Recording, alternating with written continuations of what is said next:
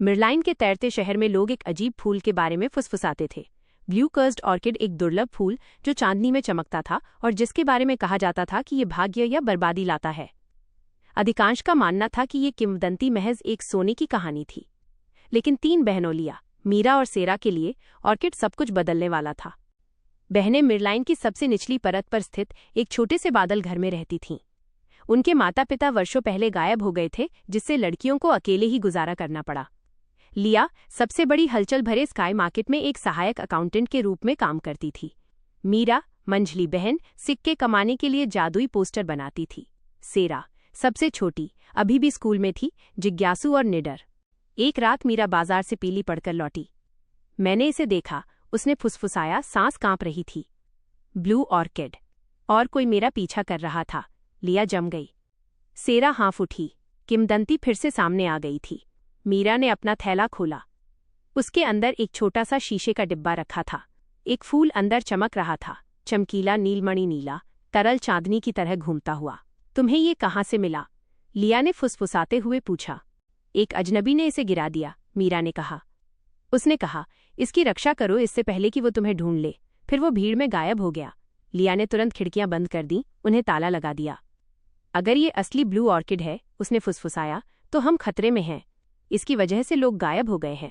सेरा पास आई, उसकी आंखें चमक रही थीं। लेकिन कोई एक फूल को इतनी बुरी तरह क्यों चाहेगा? लिया का चेहरा कस गया। क्योंकि इसके अमृत के बारे में कहा जाता है कि ये छिपे हुए खजाने, बैंक कोड, रहस्य सब कुछ उजागर करता है। मीरा ने घबराकर अपनी बाहें मली। मुझे लगता है कि किसी ने मुझे इसे उठाते हुए देख लिया। एक लंबी काली कोट वाली महिला, उसकी आंखें ठंडी थीं। उस रात तीनों बहनों में से कोई नहीं सोई। अगली सुबह मिरलाइन की घंटियां बादलों के पार अजीब तरह से बजीं। जैसे ही बहनें नाश्ता कर रही थीं, दरवाजा खटखटाया गया। 3 धीमी दस्तकें। लिया ने झांक कर देखा और जम गई। बाहर एक महिला है, उसने फुसफुसाया। लंबी, सुरुचिपूर्ण, काले कोट में सजी हुई, जिसमें चांदी के बटन लगे थे। उसकी आंखें तेज थीं, जैसे वो दीवारों के पार देख सकती थी। सुप्रभात, महिला ने पुकारा। मैं कुछ ऐसा ढूंढ रही हूं जो मेरा है, ब्लू ऑर्किड। बहनें चुप रहीं। महिला धीरे से मुस्कुराई। फूल वापस कर दो और मैं तुम्हें बख्श सकती हूं। मीरा की सांस अटक गई। लिया ने फुसफुसाया। जवाब मत देना, हिलना मत। एक पल बाद कदमों की आहट दूर हो गई, लेकिन डर बना रहा, कोहरे की तरह हवा में चिपका रहा। बहनें जानती थीं कि वे कुछ बहुत बड़ा और बहुत ज्यादा काला हिस्सा बन गई थीं। उस रात सेरा सो नहीं पाई। वो मेज पर चमकते हुए ऑर्किड को देखती रही। क्या होगा अगर फूल हमारी मदद कर सकता है? उसने खुद से फुसफुसाया। क्या होगा अगर ये कुछ महत्वपूर्ण दिखा सकता है? उसने ऑर्किड की पंखुड़ी को छुआ। अचानक कमरे में एक तेज नीली रोशनी फूट पड़ी। हवा में तैरती यादों की तरह तस्वीरें घूम गईं। एक तिजोरी संख्या, एक हस्ताक्षर, रानी के क्लाउड बैंक में एक छिपा हुआ खाता, एक विशाल संपत्ति जो संबंधित थी। हमारे माता पिता। सेरा हाँफ उठी। लिया और मीरा कमरे में दौड़ी। जो उन्होंने देखा उससे चकित थीं। क्या ये सच है? मीरा फुसफुसाई। ये जरूर होगा, लिया ने कांपते हुए आवाज में कहा। हमारे माता पिता इसी वजह से गायब हो गए। उन्होंने रानी के गुप्त खातों के बारे में कुछ खोजा होगा, और काली पोशाक वाली महिला जरूर जुड़ी हुई होगी। बहनों को सच्चाई का एहसास हुआ। ऑर्किड भाग्य नहीं लाया, ये छिपी हुई सच्चाई लाया, और कोई शक्तिशाली उन सच्चाइयों को हमेशा के लिए दफन करना चाहता था। अगले दिन वे ऑर्किड को एक कपड़े के थैले के अंदर लेकर स्काई मार्केट की ओर चली गईं ताकि जवाब मिल सके। लेकिन जैसे ही वे बाजार में दाखिल हुईं, सेरा ने काली पोशाक वाली महिला को देखा। वो यहाँ है, सेरा फुसफुसाई। महिला ने उनसे आंखें मिलाईं और आगे बढ़ने लगी, पहले धीरे फिर तेजी से। भागो, लिया चिल्लाई। वे तैरते हुए स्टालों के बीच से भागे। लालटेनें बेतहाशा झूल रही थीं। मीरा ने महिला का रास्ता रोकने के लिए चमकते फलों की एक गाड़ी गिरा दी, लेकिन वो भयावह शांति के साथ लुढ़कते फलों के बीच से गुजर गई। जैसे ही वो पहुंची, एक विशाल यांत्रिक पक्षी नीचे उतरा, बहनों को ऊपर उठा लिया। उसके पायलट ने चिल्लाया, पकड़ लो। ये वही अजनबी था जिसने मीरा को ऑर्किड दिया था। तुम कौन हो? लिया चिल्लाई। उसने जवाब दिया, तुम्हारे माता पिता का एक दोस्त। यांत्रिक पक्षी मिरलाइन के परित्यक्त स्काई क्लॉक टावर के ऊपर उतरा। अंदर अजनबी ने सब कुछ समझाया।